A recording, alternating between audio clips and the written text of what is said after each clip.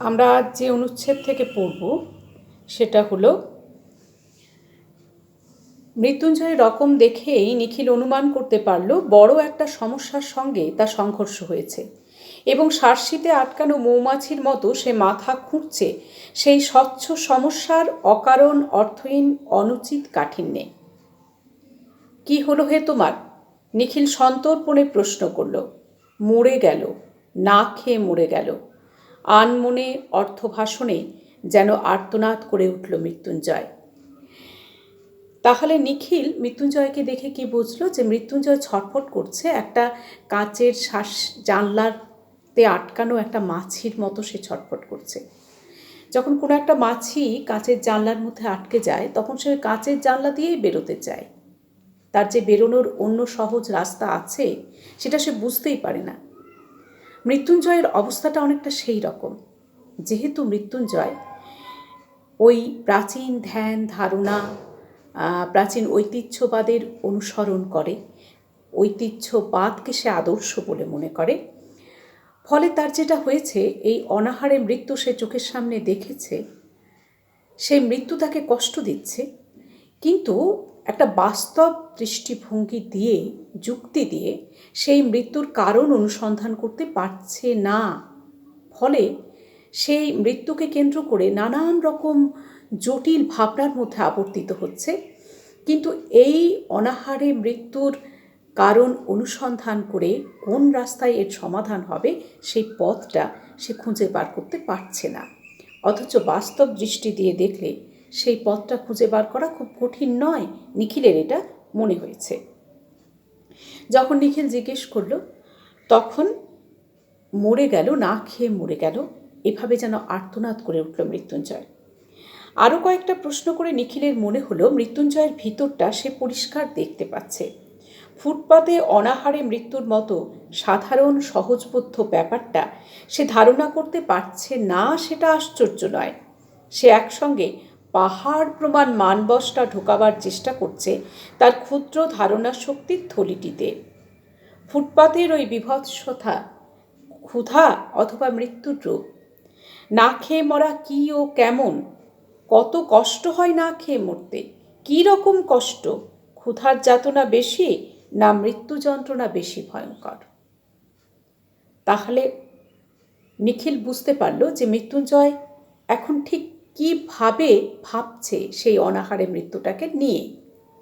অথচ মৃত্যুঞ্জয়ের ভাবা উচিত ছিল যে এই অনাহারে মৃত্যুর সমস্যাটা কারণটা কোথায় এবং কোন পথে গেলে এর সমাধান করা যাবে, তা না করে মৃত্যুঞ্জয় ভাবছে কি সেই খিদেতে মরা সেটা কত কষ্টের, খিদেটা বেশি বিভৎস নাকি মৃত্যুর যন্ত্রণা বেশি বিভৎস, কত কষ্ট হয় মরতে, কী ধরনের কষ্ট হয় না খেয়ে মরলে পরে, কোনটা বেশি কষ্টদায়ক, খিদের যন্ত্রণা নাকি মৃত্যু? এই এত কিছু সে অনাহারে মৃত্যু দেখে ভেবে চলেছে এবং সেই অনুভবগুলোকে নিজের ভেতরে নেবার চেষ্টা করছে, কিন্তু এই সমস্যাটার গভীরে গিয়ে তার সমাধানের রাস্তা কোথায় সেটা সে খুঁজেই পাচ্ছে না। অথচ নিখিল প্রশ্ন করলে সে জবাবে বলল অন্য কথা। ভাবছি আমি বেঁচে থাকতে যে লোকটা না খেয়ে মরে গেল এ অপরাধের প্রায়শ্চিত্ত কী? জেনে শুনেও এতকাল চারবেলা করে খেয়েছি পেট ভরে, যথেষ্ট রিলিফ ওয়ার্ক হচ্ছে না লোকের অভাবে, আরও এদিকে ভেবে পাই না কি করে সময় কাটাবে। ঠিক শতধিক আমাকে। নিখিল যখন প্রশ্ন করল তখন কিন্তু সে তার এই ভাবনার কথা বলল না, বরং সে বলল তার নিজেকে অপরাধী মনে হচ্ছে যে এতগুলো লোক না খেতে পেয়ে মরছে অথচ সে চারবেলা করে পেট ভরে খাচ্ছে।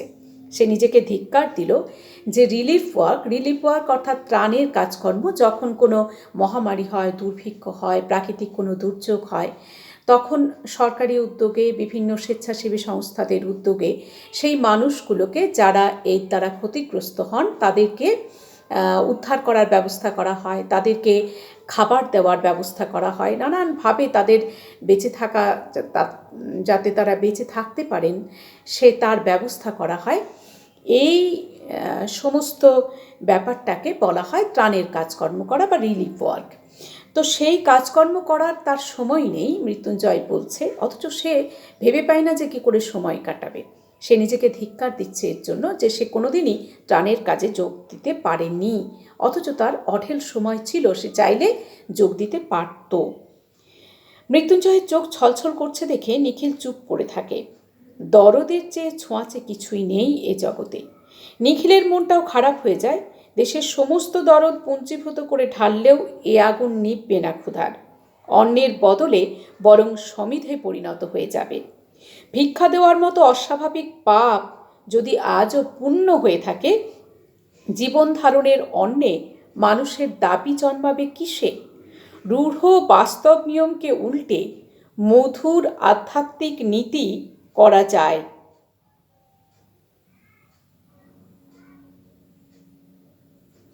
কিন্তু সেটা হয় অনিয়ম।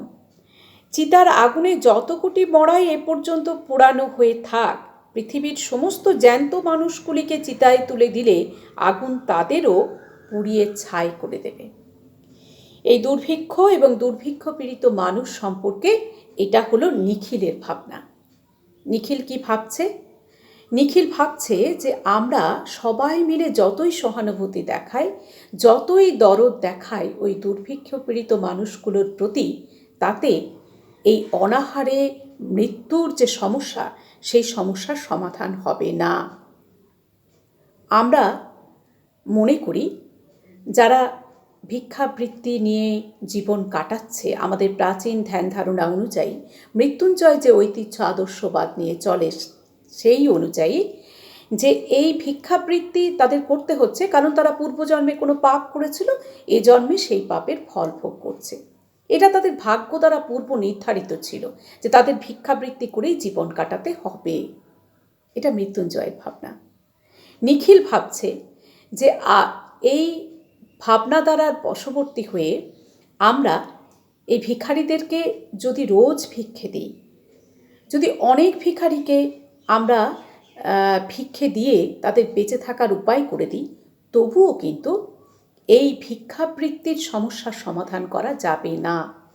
কেননা নিখিল মনে করে যে এই পৃথিবীর সমস্ত সম্পদ সামান্য কিছু মানুষ নিজেদের কুক্ষিগত করে রেখেছে। এই পৃথিবীর উৎপাদনের উপরে সামান্য কিছু মানুষ নিজেদের মালিকানা কায়েম করেছে এবং এই মালিকানা কায়েম করে তারা লাভের অংশ নিজেরা ভোগ করছে এবং তার ফলে অধিকাংশ মানুষকে তারা বঞ্চিত করছে। অধিকাংশ মানুষ দরিদ্র, তারা খেতে পায় না, আর সামান্য মুষ্টিমেয় কিছু মানুষ এই পৃথিবীর সমস্ত সম্পদ ভোগ দখল করে। তার কারণেই এই অভাব, তার কারণেই এই ভিক্ষাবৃত্তি, তার কারণেই এই অনাহারে মৃত্যু। তাহলে এই যে সম্পদ, এই সম্পদকে যদি সমস্ত মানুষের মধ্যে সমানভাবে ভাগ করে দেওয়া না যায়, তাহলে এই সমস্যার সমাধান হবে না। ফলে ভিখারিকে ভিক্ষে দিয়ে আমরা পুণ্য অর্জন করছি এটা মনে করতে পারি, কিন্তু তাতে ভিক্ষাবৃত্তি কমে যাবে না, বা এই ভিক্ষাবৃত্তির যে সমস্যা পৃথিবী জুড়ে সভ্যতার এই যে ক্ষত, তাকে নিরাময় করা যাবে না। বরং আরও অনেক মানুষ এই ভিক্ষাবৃত্তিতে সামিল হতে থাকবে আগামী দিনগুলোতে। নিখিলের ভাবনা এটা, আর মৃত্যুঞ্জয়ের ভাবনা উল্টো। মৃত্যুঞ্জয় ভাবে যে এই সমস্যার কারণ এদের কর্মফল এবং এদের ভাগ্য, আমরা এদেরকে যতটা সম্ভব সাহায্য করলেই মানবিকতার পরিচয় দেব, মনুষ্যত্বের পরিচয় দেব। আর নিখিল ভাবে এদেরকে সাহায্য করলে ভিক্ষাবৃত্তি আরও বাড়বে, ভিক্ষাবৃত্তির সমস্যার আমূল উচ্ছেদ করা সম্ভব হবে না। বিক্ষুব্ধ চিত্তে এসব কথা ভাবতে ভাবতে নিখিল সংবাদপত্রটি তুলে নিল। চোখ বুড়িয়ে যেতে যেতে নজরে পড়ল ভালোভাবে সদ্গতির ব্যবস্থা করে গোটা 20 মৃতদেহকে স্বর্গে পাঠানো হয়নি বলে এক স্থানে তীক্ষ্ণধার হাহুতাশ করা মন্তব্য করা হয়েছে। সংবাদপত্রগুলোর অবস্থাও এখানে দেখানো হচ্ছে যে তারা মূল সমস্যা এবং তার সমাধান, কারা এর জন্য দায়ী, সেই সমস্ত প্রশ্নে না গিয়ে বরং মৃতদেহকে কি করে কত ভালো করে সৎকার করা যায় তার ব্যবস্থায় খুঁজে বেড়াচ্ছে। কদিন পরে মাইনের তারিখ এলো। নিখিলকে প্রতি মাসে 3 জায়গায় কিছু কিছু টাকা পাঠাতে হয়। মানি অর্ডারের ফর্ম আনিয়ে কলম ধরে সে ভেবে ঠিক করবার চেষ্টা করছে 3টে সাহায্যই এবার 5 টাকা করে কমিয়ে দেবে কিনা। মৃত্যুঞ্জয় ঘরে এসে বসল। সেদিনের পর থেকে মৃত্যুঞ্জয়ের মুখ বিষণ্ণ গম্ভীর হয়ে আছে। নিখিলের সঙ্গেও বেশি কথা বলেনি। তাহলে নিখিলও সাহায্য পাঠায়। কত জায়গায় পাঠায়? 3 জায়গায়। সে ভাবছে যে এই দুর্ভিক্ষের কারণে সে 5 টাকা করে সাহায্য 3 জায়গা থেকে কমিয়ে দেবে। কত টাকা করে কমাবে? 5 টাকা করে। মৃত্যুঞ্জয় এসে বসল। মৃত্যুঞ্জয়ের প্রতিক্রিয়া তখন হয়েছিল শারীরিক এবং মানসিক প্রতিক্রিয়া অনাহারে মৃত্যু দেখার পরপরই। তারপর থেকে সে খুব বিষণ্ণ হয়ে আছে, গম্ভীর হয়ে আছে। নিখিলের সঙ্গেও সে বেশি কথা বলছে না। মৃত্যুঞ্জয়ের এই পরিবর্তনটাও আমাদের লক্ষ্য রাখতে হবে। একটা কাজ করে দিতে হবে ভাই। মৃত্যুঞ্জয় একতারা নোট নিখিলের সামনে রাখল। টাকাটা কোনো রিলিফ ফান্ডে দিয়ে আসতে হবে। আমি কেন? আমি পারবো না। নিখিল ধীরে ধীরে টাকাটা গুনল। সমস্ত মাইনেটা? হ্যাঁ। বাড়িতে তো 9 জন লোক, মাইনের টাকায় মাস চলে না, প্রতি মাসে ধার করছিস। তা হোক, আমায় কিছু একটা করতে হবে ভাই। রাতে ঘুম হয় না, খেতে বসলে খেতে পারি না, একবেলা খাওয়া ছেড়ে দিয়েছি। আমার আর টুনুর মার একবেলার ভাত বিলিয়ে দিই। নিখিল এক দৃষ্টিতে তাকিয়ে থাকে। জ্বর হলে যেমন দেখায়, মৃত্যুঞ্জয়ের গোল গোল মুখখানা তেমনি থমথম করছে। ভেতরে সে পুড়ছে, সন্দেহ নেই। টুনুর মার যা স্বাস্থ্য, একবেলা খেয়ে 15-20 দিন টিকতে পারবে। মন্তব্য শুনে ঝাঁঝিয়ে উঠল মৃত্যুঞ্জয়। আমি কি করব? কত বলেছি, কত বুঝিয়েছি, কথা শুনবে না। আমি না খেলে উনিও খাবেন না। এ অন্যায় নয়, অত্যাচার নয়। মরে তো মরবে না খেয়ে। তাহলে মৃত্যুঞ্জয় নিখিলকে বলল একটা কাজ করে দিতে হবে। কি কাজ? না, তার মাইনের সমস্ত টাকাটা রিলিফ ফান্ডে দিয়ে দিতে হবে। নিখিল যখন প্রশ্ন তুলল যে তোর বাড়িতে 9 জন লোক, এই মাইনের ভরসায় তোর সংসার চলে, তাও চলে না, প্রতি মাসে ধার করতে হয়, সেখানে সমস্ত মাইনের টাকাটা দিয়ে দিলে তোদের তো অনাহারে থাকতে হবে। মৃত্যুঞ্জয় বলল তাকে কিছু করতেই হবে। সে রাতে ঘুমোতে পারছে না, ছটফট করছে। সে একবেলা খাচ্ছে, সে আর তার বউ টুনুর মা, তারা একবেলা খাচ্ছে, একবেলার ভাত বিলিয়ে দিচ্ছে। যখন নিখিল বলল যে 15-20 দিনের 19-20 দিনও বাঁচবে না না খেয়ে টুনুর মা, নিখিল বলল সে অনেক অনুরোধ করেছে কিন্তু টুনুর মা শুনবে না, সেও একবেলা না খেয়েই থাকবে। তাহলে এ পর্যন্ত আমাদের যা যা প্রশ্নগুলো হবে সেইগুলো আমরা বরং একটু আলোচনা করে নিই। আমরা শুরু করেছিলাম যে মৃত্যুঞ্জয়কে দেখে নিখিল কি অনুমান করতে পারল। এটা একটা এমসিকিউর প্রশ্ন। মরে গেল, না খেয়ে মরে গেল, কে বলেছিল এই কথাটা, কখন বলেছিল, এই মৃত্যু দেখে তার কি প্রতিক্রিয়া হয়েছিল, এটা একটা 5 নম্বরের প্রশ্ন আসবে। নিখিল মৃত্যুঞ্জয়ের ভিতরটা পরিষ্কার দেখতে পাচ্ছে। কি সে দেখতে পেয়েছিল, কি সে অনুমান করতে পেরেছিল মৃত্যুঞ্জয়কে দেখে? এ অপরাধের প্রায়শ্চিত্ত কি, কোন অপরাধের কথা এখানে বলা হয়েছে, এই একটা এমসিকিউর প্রশ্ন। ধিক শত ধিক আমাকে, কে কোন অবস্থায় নিজেকে ধিক্কার দিয়েছিল, 5 নম্বরের প্রশ্ন এটা আসতে পারে। এই লাইনগুলো তুলে তাৎপর্য বিশ্লেষণ করো, এমন প্রশ্ন আসতে পারে। দেশের সমস্ত দরদ পুঞ্জীভূত করে ঢাললেও এ আগুন নিববে না ক্ষুধার, অন্যের বদলে বরং সমিধে পরিণত হয়ে যাবে। সমিধ মানে হচ্ছে যজ্ঞের কাঠ। তাহলে এই খিদের আগুন যতই দরদ দেওয়া হোক না কেন নিববে না, বরং আরও বেশি জ্বলবে। এটাই বলতে চাওয়া হয়েছে এই লাইনেরটাতে। এইটার তাৎপর্য বিশ্লেষণ করো, এমন প্রশ্ন এখান থেকে আসতে পারে।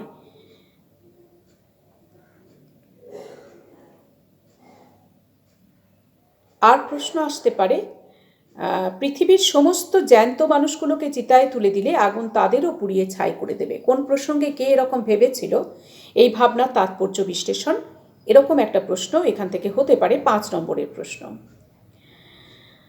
সংবাদপত্রে নিখিল কি দেখেছিল, এমসিকিউ বা এসিকিউর প্রশ্ন। প্রতি মাসে কত জায়গায় নিখিল টাকা পাঠায়, সে কত টাকা করে টাকা পাঠানো, কত টাকা করে কমাবে ঠিক করেছে। কোন কাজ করে দিতে বলেছিল মৃত্যুঞ্জয় নিখিলকে, সে রিলিফ ফান্ডে কত টাকা দিতে চায়, মৃত্যুঞ্জয়ের বাড়িতে কজন লোক, টুনুর মা না খেতে পেয়ে কদিন টিকতে পারবে বলে নিখিল মনে করে। এরপর আমরা আরেকটু এগোতে পারি। নিখিল ভাবছিল বন্ধুকে বলবে, এভাবে দেশের লোককে বাঁচানো যায় না। যে অন্ন পাওয়া যাচ্ছে সে অন্ন তো পেটে যাবেই কারো না কারো। যে রিলিফ চলছে তা শুধু একজনের বদলে আরেকজনকে খাওয়ানো।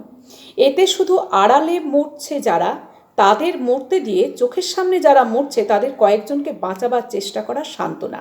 কিন্তু এসব কোনো কথাই সে বলতে পারল না।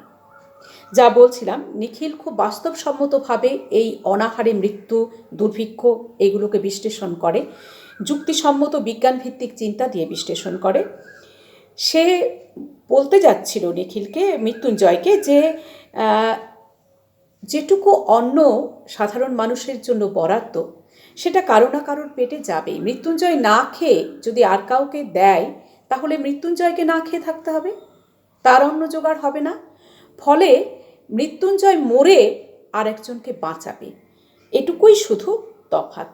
আর এই যে রিলিফের কাজ চলছে তাকে নিখিলের মনে হয় যে না খেতে পেয়ে বহু মানুষ মরছে, সামনে যারা মরছে তাদেরকে একটু ত্রাণ দেওয়ার চেষ্টা চলছে, আড়ালে যারা মরছে তাদের মৃত্যুটা চাপাই থেকে যাচ্ছে, কারোর নজরে পড়ছে না। আসলে এই অনাহারে মৃত্যুর সমস্যার এইভাবে সমাধান হবে না, এটা সে মৃত্যুঞ্জয়কে বলতে চাইছিল, কিন্তু শেষ পর্যন্ত বলতে পারল না।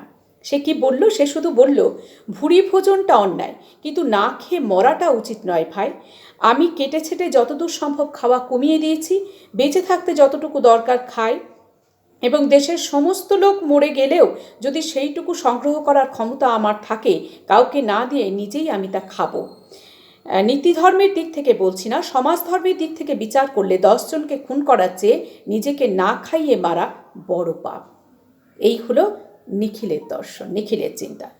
নিখিল বলছে যে আমি অনেক বেশি খেতে চাই না, আমি যা প্রয়োজন তার থেকে অনেক বেশি ভোগ করতে চাই না, কিন্তু যতটুকু আমার প্রয়োজন ততটুকু যদি আমার জোটে তাহলে ততটুকু আমি খাবো। আমি সেটুকু না খেয়ে আর কাউকে বিলিয়ে দেব না, কারণ আমার নিজেকে বাঁচিয়ে রাখাটাও দরকার, এবং সমাজ ধর্মের দিক থেকে নিজেকে মেরে ফেলা 8-10 জনকে বাঁচাতে গিয়ে সেটাও কম বড় পাপ নয়। নিখিল এইভাবেই ভাবে, ওটা পাশবিক স্বার্থপরতা। এটা হলো মৃত্যুঞ্জয়ের মত। মৃত্যুঞ্জয় নিজেকে বাঁচানোর এই যে চেষ্টা সেটাকে স্বার্থপরতা বলে মনে করছে, পাশবিক স্বার্থপরতা বলে মনে করছে। এই লাইনটা তুলে প্রশ্ন আসে, কোন কাজকে কে পাশবিক স্বার্থপরতা বলে মনে করেছে, কেন? মৃত্যুঞ্জয় মনে করেছে নিখিল যে নিজেকে বাঁচানোর চেষ্টা করছে, যতটুকু জুটবে সে নিজে খেয়ে নিজেকে বাঁচাবে, 10 জনকে দিয়ে নিজেকে মেরে ফেলবে না, এইটাকেই সে পাশবিক স্বার্থপরতা বলে মনে করেছে মৃত্যুঞ্জয়। মনে করেছে কারণ তার মানসিকতা অন্যরকম। সে যেহেতু ঐতিহ্যবাদের তাপস, সে যেহেতু পুরনো ধ্যান ধারণাতে বিশ্বাসী, কাজে সে মনে করে যে মনুষ্যত্বের পরিচয় এটাই, নিজে না খেয়ে অন্যকে খাওয়ানো, নিজেকে বাঁচিয়ে না রেখে অন্যকে বাঁচানোর চেষ্টা করা। কিন্তু এই চেষ্টার দ্বারা যে অন্যকে বাঁচানো যায় না সেটা মৃত্যুঞ্জয়ের চিন্তায় সেটা নেই। কিন্তু যারা না খেয়ে মরছে তাদের যদি এই স্বার্থপরতা থাকতো, 1 কাপ অখাদ্য গ্রুয়েল দেওয়ার বদলে তাদের যদি স্বার্থপর করে তোলা হতো, অন্ন থাকতে বাংলায় না খেয়ে কেউ মরতো না, তা সে অন্ন 1000 মাইল দূরেই থাক আর 31টা তালা লাগানো গুদামেই থাক। নিখিল বলছে যে ঠিক আছে স্বার্থপরতা, এই স্বার্থপরতাটা যদি ওই অন্নহীন মানুষগুলো বুঝতো যে নিজের খাবারটা কোনোভাবে জোগাড় করতে হবে, তাদেরকে ওই অখাদ্য গ্রুয়েল মানে হচ্ছে মার, ভাতের মার, অখাদ্য ভাতের মার খাইয়ে যে ত্রাণ দেওয়ার চেষ্টা চলছে সেটা যদি না করে তাদেরকে বলা হতো যে জীবন ধারণের অন্নে তাদের অধিকার আছে, দাবি আছে, প্রত্যেকটা মানুষের বেঁচে থাকার অধিকার আছে, তার জন্য যতটুকু খাবার দরকার সেইটুকু খাবার পাবার তাদের অধিকার আছে, এটা যদি তাদের বোঝানো হতো তাহলে তারা নিজেদের খাবারটা ঠিক জোগাড় করে নিত। সে তালা লাগানো গুদামেই থাক আর 1000 মাইল দূরেই থাক, তারা সেই অন্ন কেড়ে নিত, কেড়ে নিয়ে নিজেদেরকে বাঁচানোর চেষ্টা তারা করত। এই দুর্ভিক্ষের তাহলে সৃষ্টি হতো না। তুই পাগল নিখিল, বদ্ধ পাগল, বলে মৃত্যুঞ্জয় উঠে গেল। মৃত্যুঞ্জয়ের দৃষ্টিতে নিখিল পাগল। তাহলে কে কাকে পাগল বলে মনে করে, কেন মনে করে, এখানে একটা 5 নম্বরের প্রশ্ন হতে পারে। তারপর দিন দিন কেমন যেন হয়ে যেতে লাগলো মৃত্যুঞ্জয়। দেরি করে আপিসে আসে, কাজে ভুল করে, চুপ করে বসে ভাবে, একসময় বেরিয়ে যায়। বাড়িতে তাকে পাওয়া যায় না। শহরের আদি অন্তহীন ফুটপাতে ধরে সে ঘুরে ঘুরে বেড়ায়। ডাস্টবিনের ধারে, গাছের নিচে, খোলা ফুটপাতে যারা পড়ে থাকে। অনেক রাত্রে দোকান বন্ধ হলে হামাগুড়ি দিয়ে সামনের রোয়াকে উঠে বসে একটু ভালো আশ্রয় খোঁজে। ভোর 4টে থেকে লাইন দিয়ে বসে। দাঁড়িয়ে দাঁড়িয়ে মৃত্যুঞ্জয় তাদের লক্ষ্য করে। পাড়ায় পাড়ায় লঙ্গরখানা খুঁজে বার করে অন্য প্রার্থীর ভিড় দেখে। প্রথম প্রথম সেই সব নরনারীর যতজনের সঙ্গে সম্ভব আলাপ করত, এখন সেটা বন্ধ করে দিয়েছে। সকলে এক কথাই বলে, ভাষা ও বলার ভঙ্গি পর্যন্ত তাদের এক ধাঁচের। নেশায় আচ্ছন্ন অর্ধচেতন মানুষের প্যানপ্যানারির মতো ঝিমানো সুরে সেই এক ভাগ্যের কথা, দুঃখের কাহিনী। কারো বুকে নালিশ নেই, কারো মনে প্রতিবাদ নেই। কোথা থেকে, কিভাবে, কেমন করে সব ওলটপালট হয়ে গেল তারা জানেনি, বোঝেনি, কিন্তু মেনে নিয়েছে। এখানে মৃত্যুঞ্জয়ের পরিবর্তনটা, এটা একটা 5 নম্বরের প্রশ্ন আসে যে মৃত্যুঞ্জয়ের শেষ পর্যন্ত কি পরিণতি হলো। তাহলে মৃত্যুঞ্জয়ের প্রথমে মানসিকভাবে আঘাত পেয়েছিল, শারীরিক প্রতিক্রিয়া হয়েছিল, যা খেয়েছিল সব বমি হয়ে গেছিল, সে বিষণ্ণ গম্ভীর হয়ে গেছিল, নিখিলের সঙ্গেও ভালো করে কথা বলতো না, সে মাসের সমস্ত মাইনেটা রিলিফ ফান্ডে দিয়ে দিয়েছিল, একবেলা খাচ্ছিল, একবেলা উপোস দিয়ে তার একবেলার খাবার দুর্ভিক্ষ পীড়িতদের মধ্যে বিলিয়ে দিচ্ছিল। তারপরে সে দেরি করে আপিসে আসতো, কাজে ভুল করতো, চুপ করে বসে থাকতো, কোনো কোনো সময় বেরিয়ে যেত, গিয়ে সে ফুটপাত ধরে ধরে ডাস্টবিনের ধারে, গাছের নিচে, খোলা ফুটপাতে যেসব মানুষগুলো পড়ে থাকে তাদের দেখত। আর সেই মানুষগুলোকে লক্ষ্য করে করে সে দেখত যে পাড়ায় পাড়ায় লঙ্গরখানা সে খুঁজে বার করত, সেখানে যে মানুষরা খাবারের জন্য লাইন দিয়ে দাঁড়িয়ে থাকে তাদের দেখত এবং তাদের সঙ্গে আলাপ করার চেষ্টা করত, তাদের কথা জানার চেষ্টা করত। যখন দেখলো যে সব মানুষ সেই একই কথা বলে, কি কথা বলে? বলে তাদের ভাগ্যের দোষে এমন হয়েছে। কারোর জন্য তাদের কোনো নালিশ নেই, কোনো প্রতিবাদ নেই।